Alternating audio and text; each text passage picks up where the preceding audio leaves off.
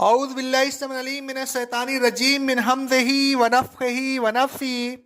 سورہ آل عمران کی آیت نمبر 26 اور 27 میں اللہ رب العالمین کا ارشاد گرامی ہے، اے رسول صلی اللہ علیہ وسلم، آپ اللہ تبارک و تعالیٰ کی حمد و ثنا اس طرح بیان کیا کیجئے، اے اللہ، اے بادشاہت کے مالک، تو جس کو چاہتا ہے بادشاہت دیتا ہے اور جس سے چاہتا ہے بادشاہت چھین لیتا ہے، تو جس کو چاہتا ہے عزت دیتا ہے اور جس کو چاہتا ہے ذلت دیتا ہے۔ بھلائی تیرے ہاتھ میں ہے اور تو ہر چیز پر قادر ہے۔ تو ہی رات کو دن میں داخل کرتا ہے اور تو ہی دن کو رات میں داخل کرتا ہے۔ تو ہی بے جان سے جاندار پیدا کرتا ہے اور تو ہی جاندار سے بے جان پیدا کرتا ہے، اور تو ہی جس کو چاہتا ہے بے حساب رزق عطا فرماتا ہے۔ ان آیات میں اللہ تبارک و تعالیٰ نے حکم دیا ہے کہ اللہ تبارک و تعالیٰ کی حمد و ثنا ان الفاظ میں کیا کرو، اللہم مالک الملک، اے اللہ، اے بادشاہت کے مالک۔ حقیقی بادشاہت صرف اللہ تبارک و تعالیٰ کے لیے ہے۔ کائنات کی ہر چیز پر اس کی بادشاہت اور حکمرانی ہے۔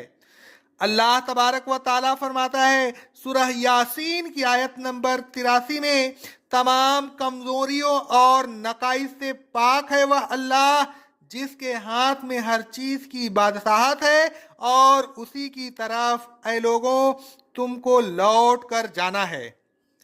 اللہ تبارک و تعالیٰ فرماتا ہے سورہ النور کی آیت نمبر 42 میں، سورہ الجاثیہ کی آیت نمبر 27 میں، آسمانوں کی اور زمین کی بادشاہت صرف اللہ تبارک و تعالیٰ کے لیے ہے۔ اللہ تبارک و تعالیٰ کی بادشاہت میں کوئی اس کا شریک نہیں۔ اللہ تبارک و تعالیٰ فرماتا ہے سورہ بنی اسرائیل کی آیت نمبر 11 میں، سورہ الفرقان کی آیت نمبر 2 میں، اس کی بادشاہت میں کوئی اس کا شریک نہیں۔ الغرض اللہ تبارک و تعالیٰ اکیلا اس کائنات کا بادشاہ اور مالک ہے۔ رسول اللہ صلی اللہ علیہ وسلم فرماتے ہیں، صحیح مسلم کی حدیث ہے، بادشاہ کوئی نہیں سوائے اللہ کے، یا آپ نے یہ فرمایا مالک کوئی نہیں سوائے اللہ عز و جل کے۔ الغرض کائنات کی لازوال بادشاہت صرف اللہ تبارک و تعالیٰ کے لیے ہے۔ آسمانوں کا، زمینوں کا اور تمام چیزوں کا وہی با اقتدار اور با اختیار بادشاہ ہے۔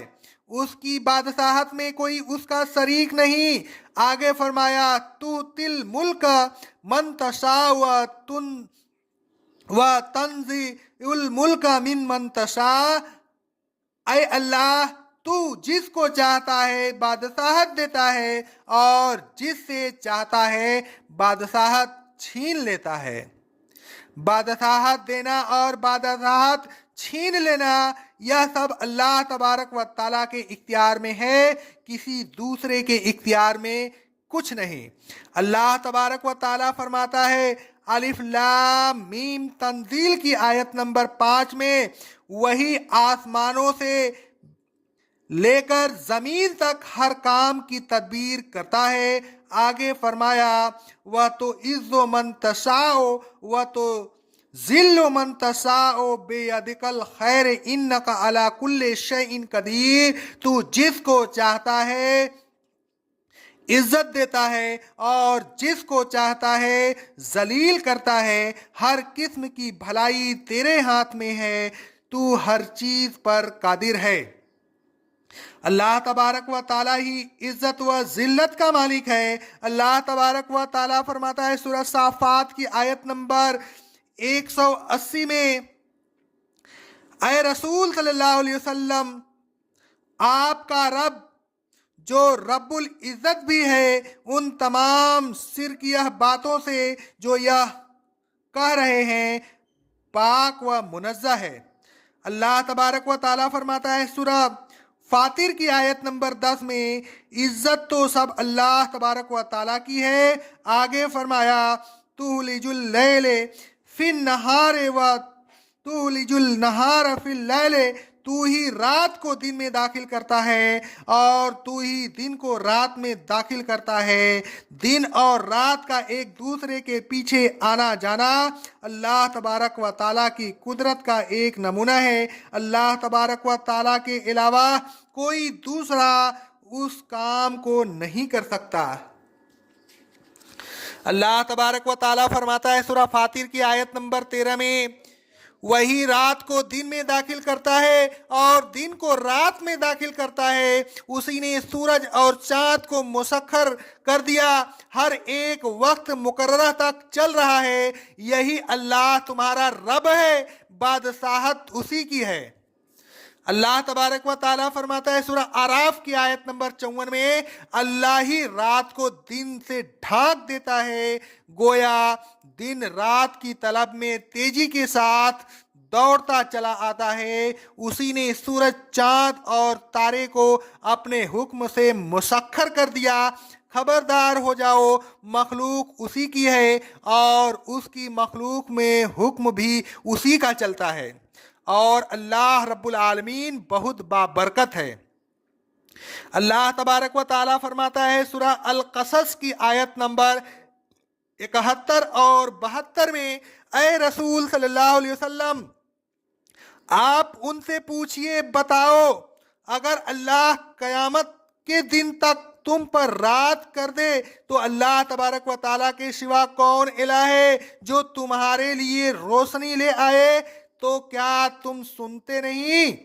और ए रसूल सल्लल्लाहु अलैहि वसल्लम, आप उनसे पूछिए, बताओ अगर अल्लाह तबारक व ताला हमेशा यौमे कयामत तक तुम पर दिन कर दे तो अल्लाह तबारक व ताला के अलावा कौन इलाह है जो तुम्हारे लिए रात ले आए जिसमें तुम आराम कर सको, तो क्या तुम देखते नहीं कि तुम कहाँ भटक रहे हो?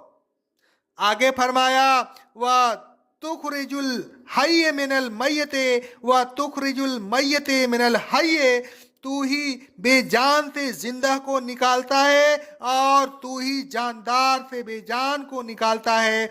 अल्लाह तबारक व ताला जिंदगी और मौत का मालिक है। उसी में यह कुदरत है कि बेजान चीज से जानदार पैदा कर दे और जानदार चीज से बेजान चीज पैदा कर दे और वह यह काम करता रहता है। मसलन बेजान अंडे से जानदार बच्चा निकालता है और जानदार परिंदे से बेजान अंडा निकालता है।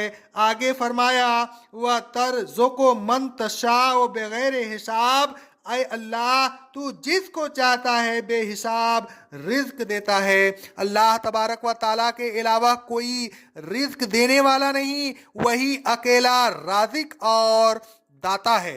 अल्लाह तबारक व ताला फरमाता है सूरह अन-नमल की आयत नंबर 64 में, बताओ वह कौन है जो मखलूक को पहली बार पैदा करता है और फिर उसको दोबारा भी पैदा करेगा, और वह कौन है जो आसमान और ज़मीन से तुम्हें रिज्क फराहम कराता है?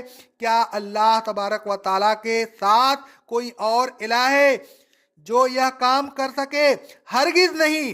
तो ए रसूल सल्लल्लाहु अलैहि वसल्लम, आप उनसे कहिए, अगर तुम सच्चे हो कि कोई और इलाह है जो यह काम करता है तो अपने सबूत में कोई दलील पेश करो। अल्लाह तबारक व ताला के अलावा कोई इलाह नहीं, लिहाजा अल्लाह तबारक व ताला के अलावा कोई राज़िक नहीं। राज़िक वही हो सकता है जो इलाह हो, जो इलाह नहीं वह राज़िक भी नहीं।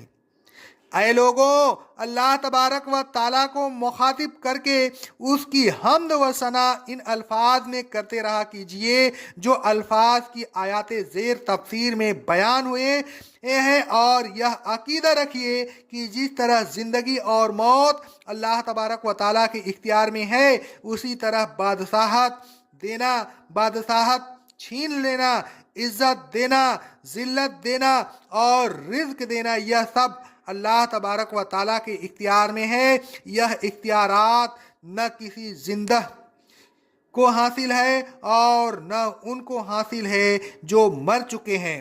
اقول قولی ھذا استغفر اللہ استغفر اللہ استغفر اللہ.